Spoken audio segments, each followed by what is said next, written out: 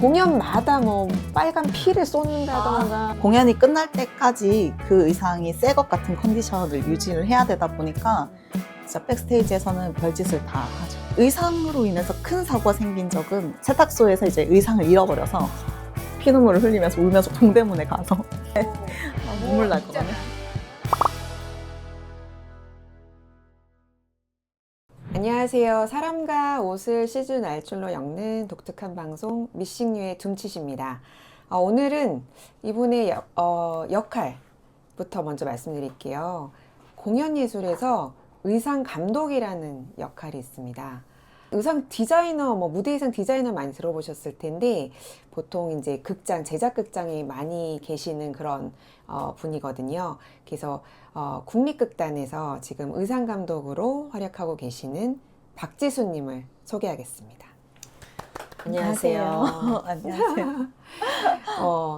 제가 사실은 이런 어떤 재미있는 수선, 헌옷을 가지고 계속 지속 가능하게 오래 입는 그런 작업들에 대해서 관심을 갖게 되면서 우리 박지수님한테 사실은 굉장히 많은 아이디어와 조언을 얻었어요. 우리 같이 일한 적도 있고. 그래가지고 언제 한번 나와주세요 이렇게 말씀드렸는데 이렇게 또 시간을 내주셨습니다. 일단 그 의상 감독이 구체적으로 뭔지 좀 말씀해 주세요.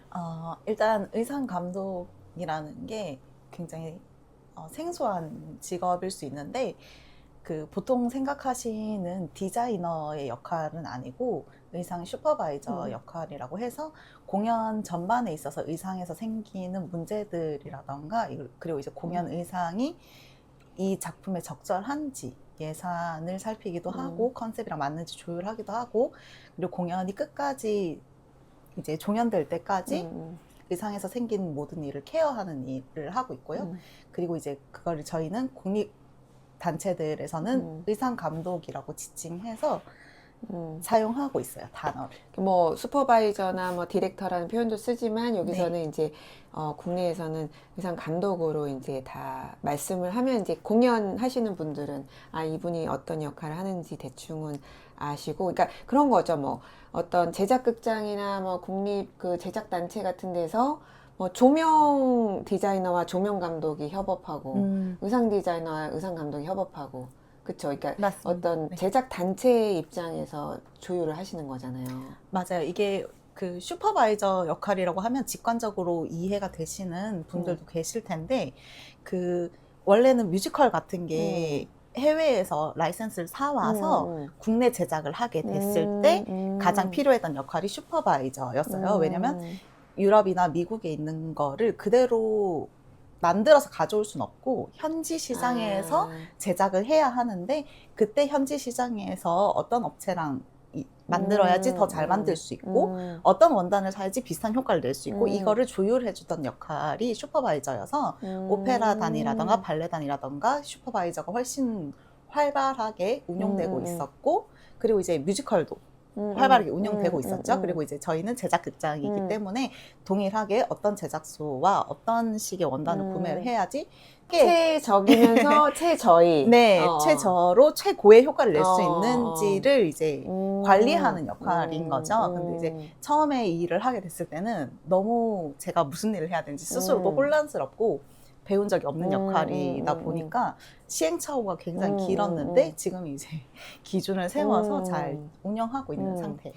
사실 이제 예를 들어서 작은 극단이나 규모가 작은 곳에서는 의상 감독까지 사실은 두기는 힘들죠. 힘드니까 맞아요. 생각보다 의상 감독이란 역할을 하시는 분들이 많진 않아요. 그래서 아마 처음에 진짜 누구한테 배울 사람이 없어가지고 알아서 거의 피눈물 흘리면서 알아서 그러니까 물론 매번 이제 작품이 만들어질 때마다 협업하고 작업하기도 하지만 이제 그 의상들이 사실은 이제 제작단체의 자산이 되면 관리하는 역할도 하시는 거죠. 네, 관리도 하고 그리고 이제 이게 국립극단이 굉장히 특수한 상태이긴 해요. 왜냐하면 보통 국립 다른 단체들의 의상 감독님들은 특정 공연들이 레파토리일 거고 배우는 바뀌는데 이 의상은 영원할 거다라고 생각하고 고쳐 쓰고 계세요. 근데 저희는 1년에 만드는 작품 편수가 20편 가까이 되다 보니까 평균적으로 이 의상들이 무조건 재공연할 거라는 확신이 없는 상태로 그쵸. 옷을 보관 관리하죠. 예상치 못하게 국립극단의 어떤 의도랑 다르게 상을 타신다던가 아니면 그 작품이 의도치 않게 어떤 시류를 만나서 다시 빛을 그치. 본다던가 이런 어떤 예상치 못하는 아. 순간들이 생겨요. 그러면 이제 그 의상을 그때 꺼냈을 때도 원복의 상태일 수 있게끔 노력하고 있어요. 순간 막 이렇게 몇몇 작품이 내리를 스쳐가네요. 네, 전혀 예상치 못했던, 왜냐면 평론가 평이 뭐 그다지 좋지 않다던가 관객들이 너무 난해서 알아듣기 힘들었는데 난해해서. 네, 근데 상을 타는 게 이제 어떤 시대에 굉장히 정확한 포인트를 찌르는 그런 작품들 같은 경우는 생각지 못하게 이제 다시 재주목 받기도 하고, 이제 그런 의상들은 그대로 다시 써야 되기 때문에. 그러니까 원래는 사실은 애써 만든 의상이니까 네, 갖고 있는 게 당연하다고 생각하는데 네. 사실은 얘를 보관할 공간, 네. 그다음에 얘를 보존 유지할 수 있는 그 어떤 인프라, 네. 인력, 네. 그게 사실 다 돈이다 보니까 맞아요. 쉽죠. 어쩔 수 없이 눈물을 머금고 폐기를 일부는 해야 되는데 네. 그 선택이 굉장히 의상 감독이 매번 고민하는. 근데 제가 자의로 선택해서 폐기하지 그쵸. 않고요. 저희는 내규에 몇 년 동안은 반드시 이 공연 의상들을 보관하라 있어요. 국립단체들마다 다른데 이제 작품 편수가 적은 단체들은 굉장히 길어요. 모 단체는 10년. 그리고 이제 그런 기준을 두지 않고 그냥 계속 보관하는 단체들도 있고. 근데 저희 같은 경우는 그게 원래 5년 기준이었었어요. 그 5년 동안은 모든 공연 의상을 다 갖고 있었어야 돼서 그 서계동 국립극단에는 의상실이 있었기 때문에 거기서 보관을 하고 있었고 현재는 의상실이 없어요. 그래서 저희가 의상실 없앴을 때 공연 의상을 그 외부 단체들한테 무료로 나눠주는 나눔회라는 걸 2년 동안 해서 공연 의상 멀쩡한 것들 다 나눠드리고 그리고 이제 지금 갖고 있는 공연 편수들은 파주 무대예술지원센터라는 게 생겼어요. 그래서 거기에 보관을 하고 있고 거기는 일반인 분들도 오셔가지고 전시라던가 내부에 보관하고 있는 의상 소품들을 구경할 수 있는 공간이 생겨서 거기에 또 넓게 다 보관하고 있습니다. 아니 그 내부에 그 보관 장소가 있었을 때 이렇게 볕 좋은 날 꺼내서 나를 말리고 있죠. 운동장 같이 그 마당에다가 이렇게 막 돗자리 깔고 막 이렇게 부추도 말리고 맞아요. 털옷도 말리고 맞아요. 그런 기억이 있어요. 막 다 나와가지고 그 무대 스텝 다 나와가지고 네. 그래서 그게 참 이게 이 보관 자체 만드는 것도 힘들지만 보관 자체가 되게 녹록지 않다. 근데 조금 편해졌네 그래도. 네, 왜냐하면 이게 의상 옷들이라는 게 집에서는 보통 사람이 살기 좋은 환경에 있기 때문에 옷의 습도라던가 온도에 대해서 별도로 신경 쓰지 않아도 되는데 옷만 있는 공간에서는 그 습도가 조금만 올라와도 바로 겉면에 곰팡이가 생겨요. 그리고 이제 사람의 체온이나 체액이 닿으면 무조건 그 부위부터는 삭거든요, 옷이. 그래서 좀 사실은 보관할 수 있는 조건들이 까다롭고 그거를 지키려고 굉장히 부단히 그 지하에 애를 썼었어요. 엄청 제습기를 여러 대를 동시에 돌린다던가 그렇게 했었는데 지금은 시설이 너무 좋아서 다행이다. 온도랑 습도가 자동으로 맞춰지는 굉장히 좋은 시스템이 있어서 훨씬 용이해졌어요. 정말 이런 걸 추억으로 말할 수 있는 시기가 왔군요. 맞아요. 아니 사실은 박지수님은 원래 대학에서 연출을 전공했는데 맞아요. 연출 전공. 어쩌다가 의상 감독이.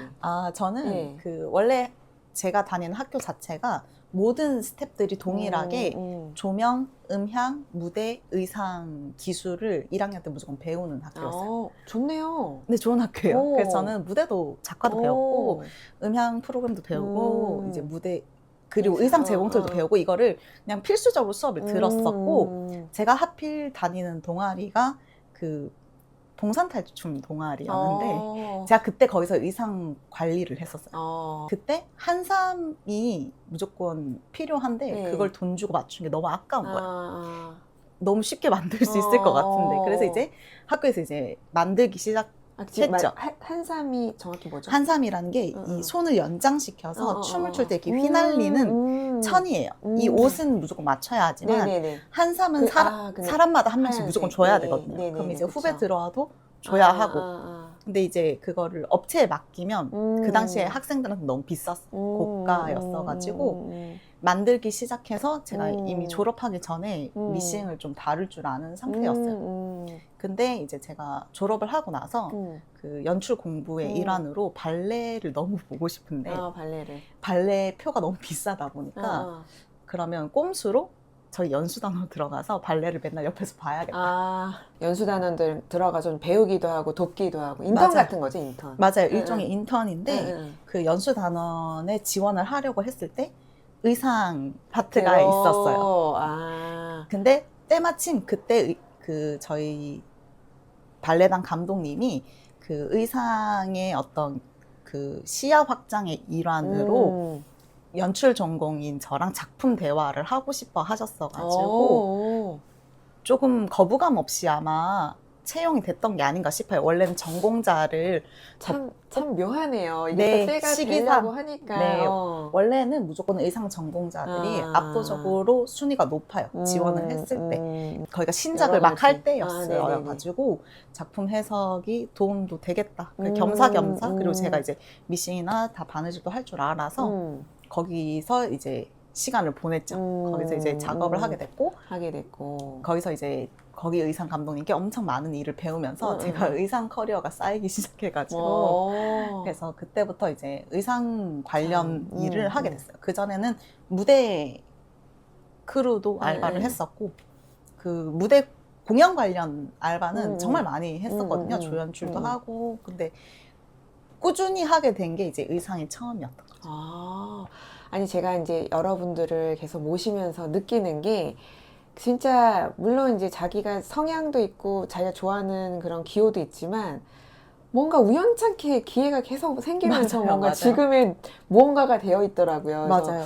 의상 감독님이 또 그런 어떤 에피소드처럼 펼쳐진 게 지금의 의상 감독까지. 네네, 맞습니다. 그렇군요.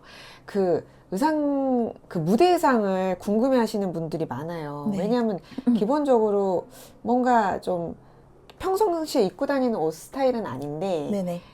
이것들이 조금 예를 들어서 사람들은 잘 모르지만, 관객들은 잘 모르지만 무대 의상만의 좀 독특한 특징들이 몇 개 있죠. 많죠. 엄청 다양하기 때문에 특징들이랄 게 단적으로 말씀드리긴 힘든데, 그리고 나이가 좀 있으신 분들은 공연 의상이 막 막연하게 멀다고 느껴지지 않을 것 같아요. 왜냐면 동일한 정장도 이제 옛날엔 맞춤 정장을 입었잖아요. 맞아요. 명동 같은 데서. 네네. 근데 그게 공연 의상은 대체로 다 맞춤 의상이라고 생각하시면 돼요. 그래서 요즘 스파 브랜드나 쉽게 구매할 수 있는 의상들이랑은 확실히 테나 그 원단 재질이나 다르죠. 그런 단적인 특징도 있고, 그리고 이제 굉장히 특수복으로 분류되는 보통은 잘 볼 수 없는 의상들도 엄청 많아요. 근데 그거는 뮤지컬 특성도 다르고, 오페라 특성 다르고, 그리고 뭐 공연에서도 어떤 작품인지, 시대 복식인지, SF 배경인지에 따라서도 엄청 달라요. 그리고 저희가 했던 작품 중에 보존과학자는 공연 의상으로 TV를 써요. TV를? 네, TV를. 그거는 의상이냐 소품이냐의 또 기로에 놓이는. 네, 근데 그 기준은 이제 프로덕션마다 좀 다르지만 저희는 이게 소품으로 운영되는지 착용해서 배우가 몸에 걸치고 있어야 되는지를 기준으로 좀 두는 편이에요. 똑같은 옷이어도 뭐 의상 장신구라고 해서 보통 시계 뭐 이런 것도 의상이라고 분류하지만 이게 역할이 극중에 의복으로 장신구로 작용하는지 소품의 일환으로 작용하는지에 따라서 분류가 다른데 TV는 의상으로 분류돼서 네, 의상 선생님만 들어오셨죠. TV까지. 네. 아니 그리고 그런 것도 있잖아요. 왜냐하면 이제 그 전환이 많으니까 배우들의 의상 전환이 많으니까 우리가 예를 들어서 일반적으로 다 단추로 되어 있는 옷이면 안 되잖아요. 그렇죠. 단추가 떨어지는 것도 위험하고, 네. 그러니까 채우고 푸는 것도 오래 걸리고. 맞아요. 보통 그럴 때 또 뭐 어떻게 하죠? 벨크로 같은 거 하시나? 네, 트릭을 쓰는데 벨크로 쓰기도 하고 똑딱이 쓰기도 하고. 네, 하고. 근데 요즘 우두두. 맞습니다. 우두두 소리 우두두. 나는 게 벨크로기도 하고. 근데 요즘 같은 경우는 벨크로를 많이 써요. 요즘 벨크로가 엄청 좋아져서 옛날처럼 찍찍 소리가 많이 나지 않고 굉장히 부드러운 직지가 어. 많아요. 그래서 요즘은 벨크로를 제일 많이 쓰고 있고 음. 저런 식으로 전환을 빨리 하기 위해서 뒤에서 쓰는 어떤 트릭들이 있죠. 옷처럼 보이지만 사실은 어떤 입는 커다란 아, 도구처럼 보이게끔 도구, 하는. 네. 그 정확히 어떤 의미죠? 그러니까 옷을 나를 보호하기 위해서 입는다기보다는 네네. 보호하는 옷은 안에 입고 안에 있고. 그걸 착용하는 아, 느낌으로 입는 옷들이 아, 많죠. 공연 의상. 맞아. 그 보니까 그런 것 같아요. 이렇게 보면 막 가끔씩 무대 뒤에 있으면 막 이렇게 되게 까다로운 옷 있어. 까탈해서 혼자서 도저히 입을 수 없는, 배우 혼자 입을 수 없는 맞아요. 있으면 이렇게 무대 의상 보조들이 두세 분이 막 동시에. 대기하고 있다가 막 맞아요. 애를 해체. 네, 맞아요. 벗겼다가 해체. 입혔다가 다시 맞아요. 입혔다가. 네. 그리고 방염도 하지 않나요? 옷은 방염 안 하나요? 옷은 방염이 안 돼요. 그러면 방염은 무대에 무대만 하고 하고. 이 원단 자체는 음. 방염을 해버리면 일회성이 돼요. 그렇구나. 이게 수선이라던가 아, 세탁이 불가하기 아예 때문에. 불가하니까. 근데 생각하시는 것보다 옷이 잘 안 타요. 다행이네요. 옷이라는 거는 태우려면은 뭐 작정하고 거기에 뭐 그 하얀 발화제라던가 방사제 같은 거. 제 말은 뭐 예를 들어서 아, 기름을 묻혀 놓는다던가 묻혀놓던가. 이렇게 해야지 아, 그냥 이렇게 되고 있는다고 해서 사실은 타지 잘 않아요. 타고. 근데 왜냐면 그게 면 100% 이상 요즘 잘 없어서 면 100%는 잘 타지만 타는데. 보통 요즘은 다 섞여 있거든요. 근데 그리고 예를 들어서 뭔가 극적 장치들을 위해서 평소 옷에 안 쓰는 것들이 붙어 있잖아요. 네네. 뭐 심지어 플라스틱에 붙어 있기. 그러니까 그럼요, 이 그럼요. 옷마다 같은 하나의 의상인데 어디는 면이고 어디는 뭐 100%뭐 이렇게 플라스틱이고 뭐 어디는 반짝이고 맞아요. 이런 옷들은 어떻게 관리해요? 일단 기본적으로는 탈부착이 가능하게끔 하게, 제작을 해야 돼요. 근데 아주 특수한 경우에 탈부착이 안 되는 경우가 있어요. 그러면 이제 세탁소 보낼 때는 세탁소에서 다 해주시기도 하고 저희가 해서 보내기도 하는데 은박지를 겉에 다 싸놔요. 그 부분이 변색되지 않게끔? 네, 상하지 않게끔 세탁물을 어떤 세탁 용제를 만났을 때 변색되지 않게 다 싸고 그리고 이제 그 부분만 최대한 떨어뜨려 놓고 손빨래를 한다던가. 손빨래를 한다던가. 네네. 근데 보통 그런 식으로. 기본적으로는 탈부착이 기본. 탈부착이. 네. 그런 경우도 있으세요? 정말 뭐 예를 들어서 무대 뒤에서 워낙 우리는 현장에서 하는 라이브니까 네. 해프닝들이 많잖아요. 많죠. 의상으로 인해서 정말 시겁한 경우 너무 많아서 많을 것 같지만 생각보다 저희는 없었어요. 그래요? 다행이다. 왜냐면 일단 저희가 뮤지컬처럼 그런 다회 전환과 다회 어떤 그 환복이라고 해야 될까요? 이게 엄청 급박한 작품이 많지 않아요. 뮤지컬에 비해서. 그리고 저희 같은 경우는 뮤지컬에 비해서 적은 것도 있지만 무조건 분을 맞춰놓고 연습을 리허설 동안 계속해요. 계속하니까. 이게 사고가 생기면 안 된다. 왜냐면 저희는 이제 이게 사고가 생겨서 에피소드의 문제라기보다는 그것 때문에 당황해서 안전사고가 생길까봐 엄청 반복해서 연습을 하는 편이어서 이제까지 의상으로 인해서 큰 사고가 생긴 적은 없어요. 근데 다른 사고가 있어요. 무대 위 말고 무대 아래에서. 아래에서? 세탁소에서 이제 의상을 잃어버려서 그때 이제 피눈물을 흘리면서 울면서 동대문에 가서 직접? 최대한 비슷하게? 네, 최대한 비싼 옷을 사가지고 왔던 그런 사고가 많죠. 그런 게 오히려 네, 그 밖에서 벌어지는 네, 업체에서 옷을 혼용해서 다른 옷을 보내고 저희 옷을 안 보내준다던가 그러니까 이게 뭐 예를 들어서 진짜 우리가 공연을 몇 주 하면 딱 일주일에 한 번만 쉬니까 네, 맞아요. 그 하루 안에 막 급하게 보내고 맞아요. 막 세탁을 그렇게 해야 되잖아요. 그런 또 일이 진짜 있겠네요. 네. 그렇구나. 그리고 의상 같은 경우 이제 보통은 이제 잘 입고 뭐 어느 정도 때 되면 이제 세탁을 하면 되겠지만 무대에서 공연마다 뭐 빨간 피를 쏟는다던가 네. 뭐 눈물 날 있잖아. 네, 있죠. 뭐 있잖아. 네네. 물 네. 세례를 맞는다던가. 맞아요. 그런 옷들은 어떻게 해요? 그건 매일 빨아요. 매일. 크루들이 이제 저희 근데 그게 잘 지워져요? 예를 들어서 뭐 이렇게 진짜 색깔 있는 그것도 이제 의상의 소재마다 달라요. 이제 단적으로 설명을 드리자면 메데아라는 작품에서 피를 쏟았는데 그게 주인공인 이혜영 선생님한테도 쏟고 상대 배우 남자 배우한테도 피가 쏟는데 둘이 입은 옷의 재질이 아예 달랐어요. 그래서 이혜영 선생님 옷은 잘 빨려요. 색소가 잘 빠지는 아. 원단이기 때문에, 그리고 이제 그거는 진태혁 선생님이 디자인한 의상이기 때문에 다 버릴 수 없는 옷이어서 그건 매일 손빨래를 했고, 하고 그리고 이제 상대 배우는 음. 남자 와이셔츠에 피가 묻는 건데 이제 면은 흰색 면은 안 빠져요 잘. 그래서 그분은 그치. 회차별로 와이셔츠를 20벌을 준비를 해서 일회용처럼 이제 바꿨었던 거죠. 아깝다. 근데 뭐 또 공연의 어떤 효과를 네, 위해서 퍼포먼스의 일환이니까. 아니, 그러니까 보고 있으면 다른 이렇게 무대 장치나 뭐 조명 장치나 같은 거 한 번 세팅이 되면 웬만하면 크게 바꾸지 고칠 일이 않는데. 없는데 의상은 그 패브릭이 또 섬세하기도 하고 또 그거를 얼만큼 배우가 움직이느냐에 따라서 또 옷이 상하는 정도도 다르고 그러니까 맞아요. 은근히 진짜 감독이 신경 써야 될 부분이 많은 것 같아요.